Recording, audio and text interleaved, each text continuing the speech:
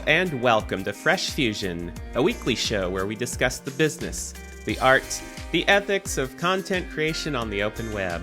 My name is Jared White, and this is episode 65, Portland, Paradise or Perdition. A couple of housekeeping notes before we get into today's topic. First of all, I have a new photo blog on Tumblr, or a Tumblog as they used to be called. I guess you could still call it that. Yes, so last episode I talked about Tumblr. I said that I was getting into Tumblr and starting to try it out. And just want to remind you all that, yes, that's a thing. And I am on Tumblr, jaredcwhite.tumblr.com. And you can go there, you can follow me. And I'll be posting photos there pretty regularly. You can also go to my website at jaredwhite.com, and in the sidebar of the homepage, I have some Tumblr photos that show up there. So either way, you can get to those. And then the other thing I want to mention is I have a brand new business website, whitefusion.studio. And depending on who you are, you might not be in the target demographic for this new site because there's a lot of technobabble. So if you yourself are a web developer, or at least have a passing interest in how the web is built, you should find something here to provoke some thought and perhaps be a useful resource for you. Otherwise, don't worry about it. This is a new thing for me because I've always thought of myself as the guy that builds websites for people. And a lot of the time, those people have been fairly non-technical. In the sense that, they might know how to use a computer and get their work done, in their particular industry, but they're not programmers, they're not developers, they're not graphics designers, et cetera, et cetera. So, I have to kind of bridge the gap between my area of expertise and their area of expertise. But with this new website at whitefusion.studio, I'm speaking to developers. I am a developer, and so it's my peeps. And so this is new for me, and we'll see how it goes. I built the site in such a way that at some point down the road, if I want to create a new landing page for a particular demographic that's not web developers, I can totally do that and reuse the overall design. So that's not a problem. And I could have done that now. I could have had sort of a bifurcated content strategy of, if you're a developer, click here. If you're not, click here. Click there, whatever. That's terrible. Don't ever say click here. That died a long and slow and painful death on the web. All the click here's everywhere. I still see it every once in a while, but don't ever do that. But you know what I mean. So I could have done that. In fact, for a while, I was working on a content strategy that was exactly that. It was exactly like you go to the homepage and you kind of fork down one path or the other, depending on if you're a web developer or not. And then I finally decided, why am I doing this? I don't really need any new clients that are not in the web development space. Like, working on open source software, helping developers is the part of my business I want to grow. And so focus on where you want the growth to be.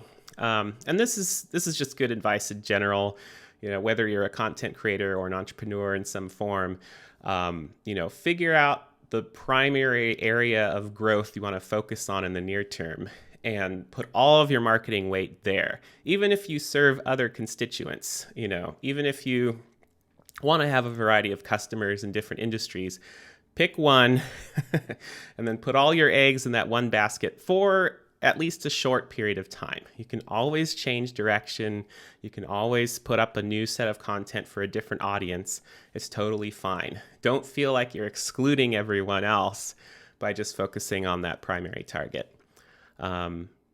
So that's my very long-winded way of saying, go to whitefusion.studio and check it out. All right, so to today's topic. This is going to be a tough one for me to get through without sounding like I'm rambling or on some kind of rant. So I'm going to try really hard to just have fun and keep it light, even though these are kind of heady topics to get into. it's about things that are very deeply personal to all of us. Where we live, our identity, our community, our tribe, if you will, in the real world.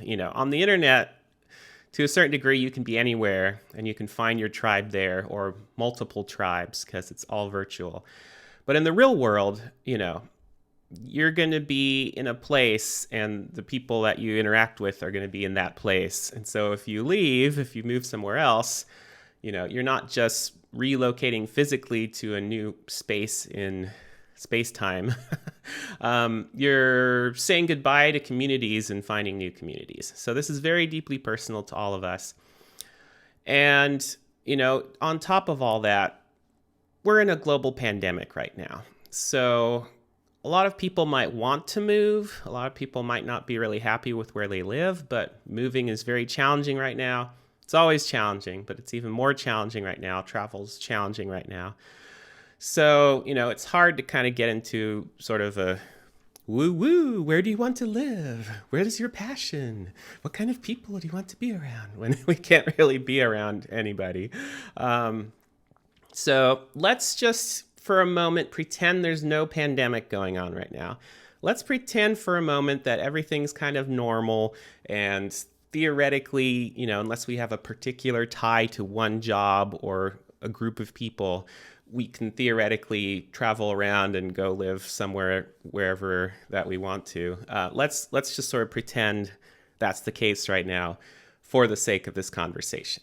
So let's get back to where this all began for me. I was born and raised in Northern California.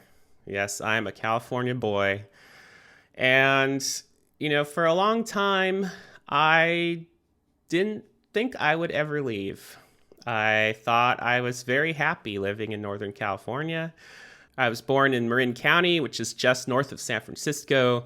But when I was very little, my family moved north a little bit to Sonoma County, and that's my home county, and Santa Rosa is my hometown. And I just kind of assumed that I would live there, I would grow up, I would get married, I would raise a family, I would live the American dream in this lovely wine country north of San Francisco.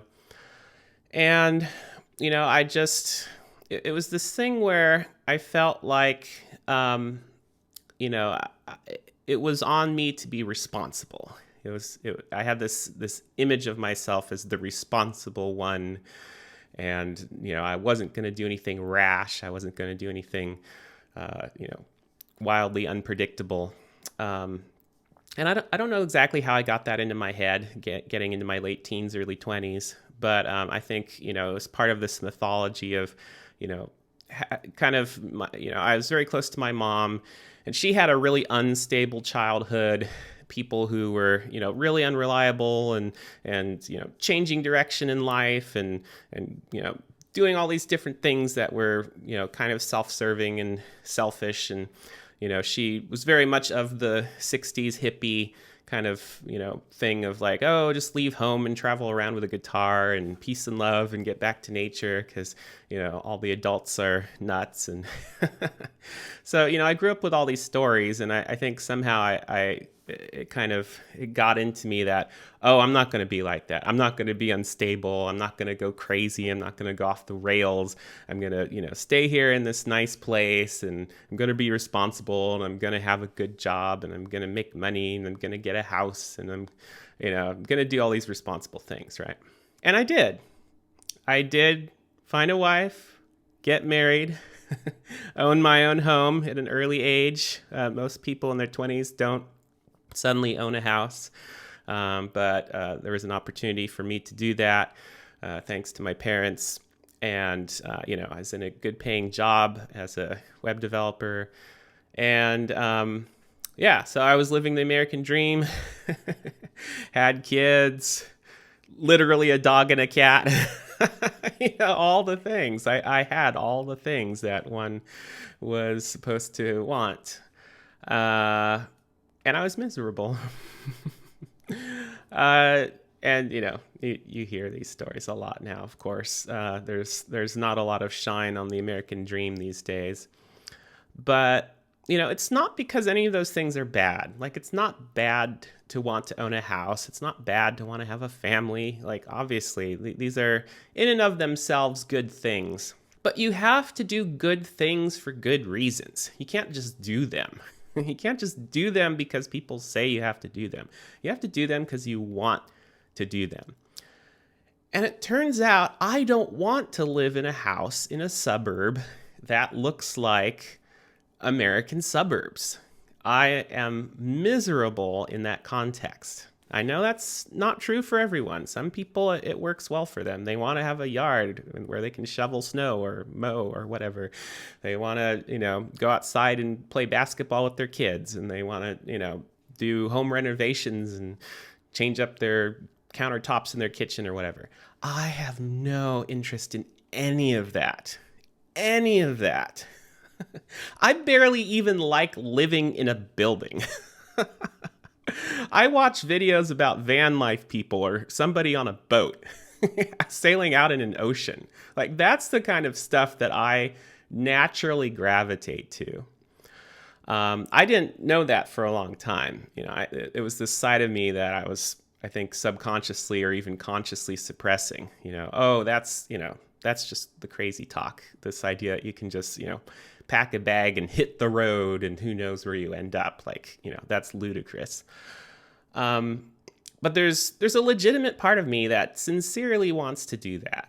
And, of course, right now you can't really do that responsibly, travel and all that. But remember, right now we're pretending that there's no pandemic. So, I should go hit the road. No, So going back a space here. So I was living the American dream, but I was not happy doing it. And I don't think my wife was too happy with that either, as it turns out. So we tried a couple things. First, we tried moving out of the suburbs into more of a country setting. And that seemed really nice at first. We actually went from me owning a house to becoming renters on this new property out in the country. It took a while to sell the house because of all the upside down mortgage market stuff that was going on a number of years back. That's a whole nother story I won't get into. We rented for a while and that was a disaster. It nearly knocked all the wind out of my sails. But that's another topic for another day. Anyway, we went from being homeowners to being renters on this country property. And at first it seemed really nice. It seemed like, we could kind of have this Zen retreat kind of vibe going on and enjoy more of the nature feel. And, it was great for little kids. They could go outside and run around in what was almost a forest. But then we had to deal with mold and rat mites. I kid you not. And I think there was a problem with our well water that we eventually found out. And, by the time all these things were culminating in oh my gosh, this is turning into disaster. Our landlord said that they were going to move back into the property. And so we had to leave, all cordial and everything. But it meant that, we really had to examine what are we doing? How are we living? Where are we living? What do we want out of life? What do we want for our kids? And it really came down to, do we even want to stay in California? Initially that was driven largely by price concerns. Living in California, Northern California at least, in the Bay Area, it's very expensive. So we started to wonder, where could we move to that's less expensive but still really cool?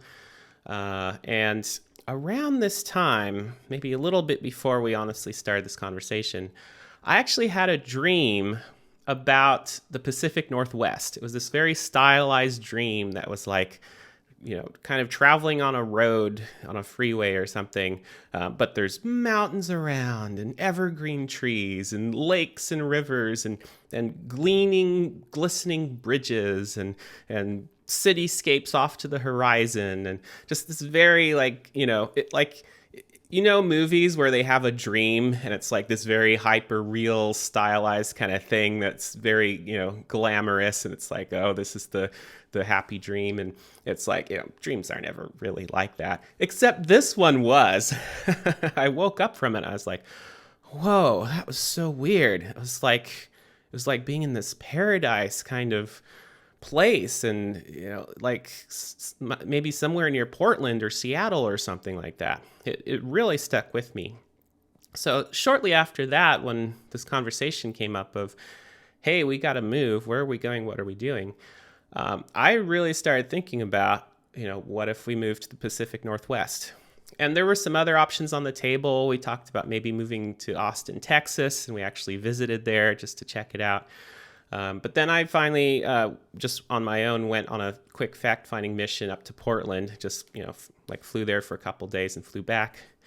And basically, I was here a day and I completely fell in love with Portland. I completely, head over heels, fell in love with Portland, Oregon, and this whole area here. I mean, you just look around and you have the city and evergreen trees everywhere and glaciated mountains of the Cascades and epic rivers, and an hour away is the ocean, and all the things you could possibly want in this sort of stylized fantasy concept of the great outdoors.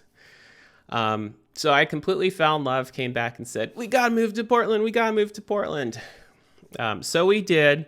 Not to Portland directly, though. We moved essentially to a suburb in a town nearby Portland, because, that's what you do, right? Like, we're still in that sort of living in the suburbs mindset, I guess.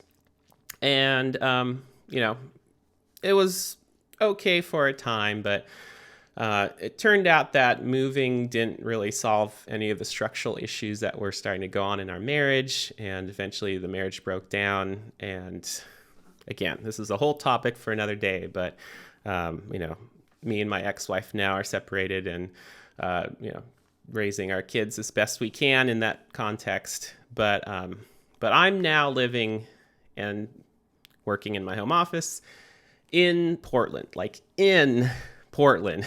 I mean, downtown is a 15-minute walk away. So this has been a long and roundabout way to say, all my life growing up, I thought I was, the person to live in the suburbs in Northern California. And I end up living in an urban context in a city, not in California, very different vibe. And I love it. I absolutely love it. I wake up every day and I'm like, thank God I live here. I can't even begin to put into words what it means to me to be here. And I know this is not for everybody. And some people are going to think I'm nuts because of all that's been going on lately in the news around Portland in particular. And I'm not going to get too much into it, but I have some links you can check out kind of around, those sort of the case for why Portland is in such big trouble right now. And then some, maybe some pushback on that. All I'm here to say is, as a content creator, it's very important to live and to work in a place that inspires you. I can't stress this strongly enough. You got to be physically in an environment that is inspiring to you. Otherwise, it's all an uphill battle. If you get up every day and it's an effort just to get to a point where you feel creative, you feel alive, you feel excited about life, you step out your door and you're like, this is awesome. Like, if it's an uphill battle to get to that ground level, it's going to be hard to sustain lots of creative output, because you're not kicking off the day feeling creative. You're kicking off the day trying not to feel terrible. So it's an effort to get from up to, all right, I'm doing all right. And then beyond that, you have to put in the effort to feel creative. That's just hard. That is a hard place to be. Now, if you're in this place right now and there's nothing you can do about it, okay. Like, I don't mean to make you feel bad or to make you feel more glum than you already are or anything like that. Believe me, I spent a lot of my life in that space of, waking up every day and having to put in effort to get up to base level of woohoo, and then get creative on top of it. You can do that for a span of time, and then it's just, you just get burnt out so easily. So again, like, the reason I'm so bullish on Portland, even in the midst of, what's going on with the pandemic and all the race riots that happened and the police versus the people and like all the stuff that's been going on, and, every city has difficulties with the homeless population these days, but Portland especially, in spite of all that, I still wake up every day and I am raring to go. Even today, like, I woke up today and, did my morning routine, went outside to take a little walk, grab some coffee, and I was just like, man, I'm so happy to be here. Because Portland has a lot going for it in theory. The reality right now at this very moment is challenging, but in theory, Portland has so much going for it as a place. When I moved here and started talking to folks, I heard somebody call it an adult Disneyland. It's like the place to go if you're, into adult sort of things like, hiking mountains and rafting rivers and microbreweries and amazing food and, quirky, creative people. People think of a show like Portlandia as being, just this silly comedy that maybe makes fun of hippie liberal types or whatever. But, the kernel of truth there is like, how cool is it that there's a city that can inspire a show like Portlandia? Like, it's very hard to think of any other city in America that would inspire a Portlandia. Like, you're not going to go to San Jose and make a show like Portlandia. You're not going to go to Anaheim, California, and make a show about Portlandia. You're going to make a show about Walt Disney or something. You're not going to go to Phoenix, Arizona, and make a show like Portlandia. Like, you go to Portland. And so my point is, like, I love living in a place that can inspire my favorite comedy show. I love living in a place that can inspire, writers, outdoors people, folks that are interested in the challenges of building urban environments that really work. I mean, just look at transportation. Portland has one of the best mass transportation systems in the whole country. I mean, it's approaching Europe levels of competency. That's not easy to find in America. The mass transportation in most American cities are awful, just awful, if not virtually non-existent.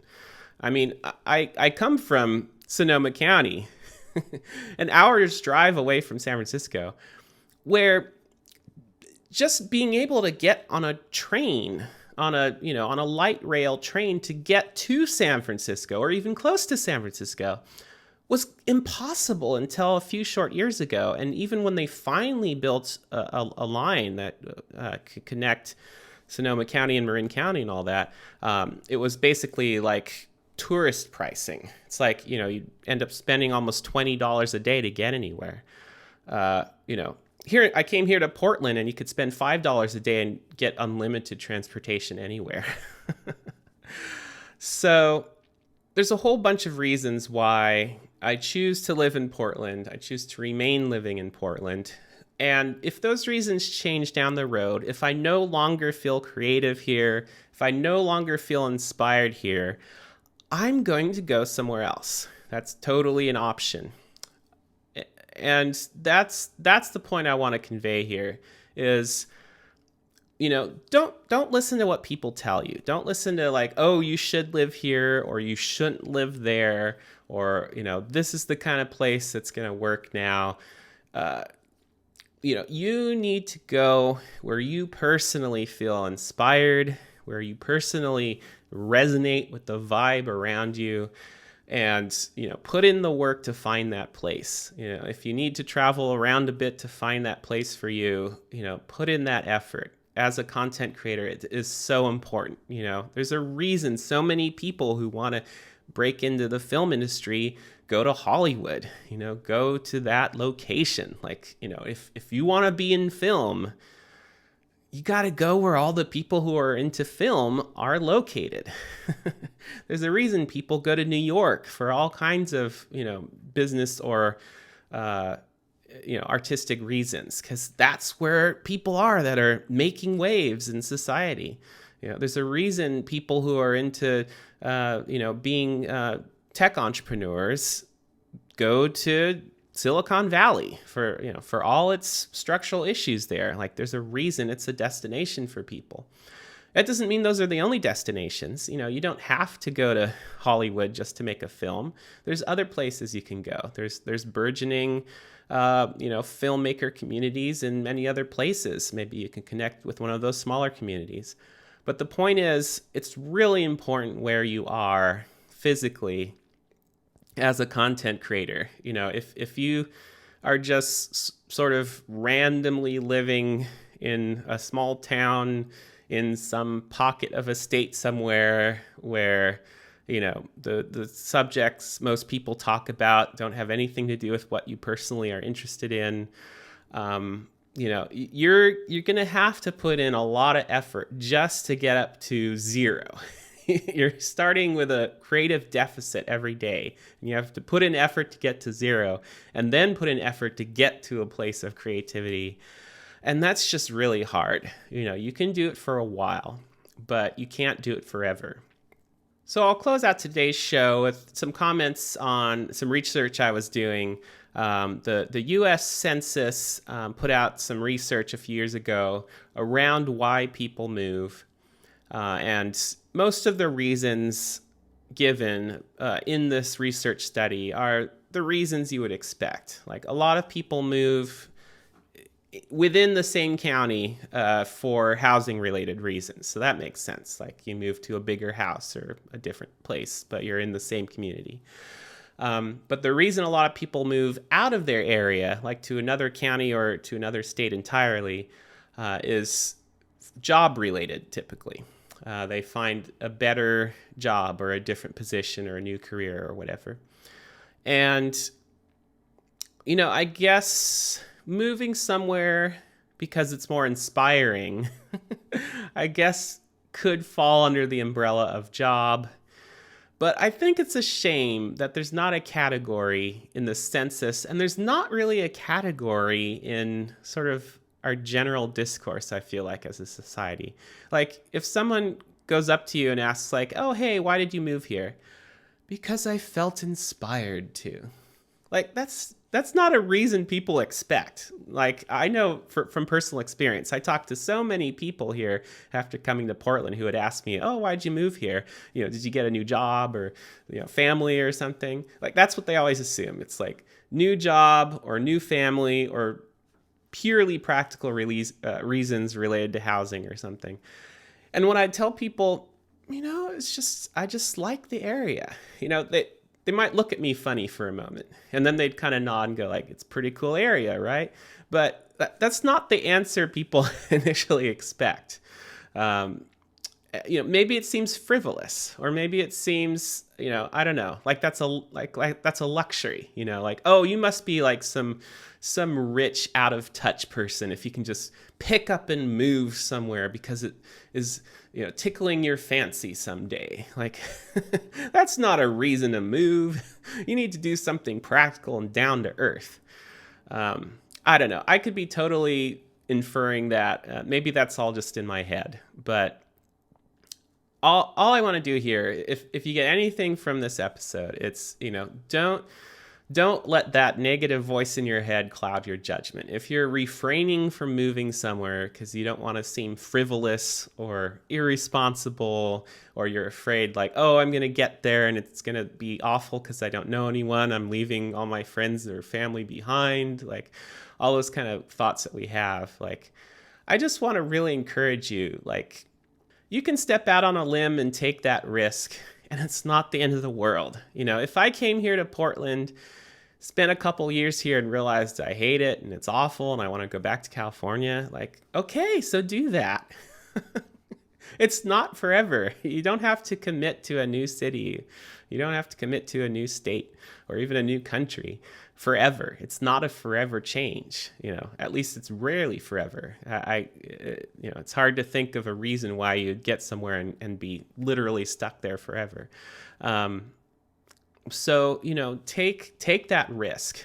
Being an artist in some respects is all about risk.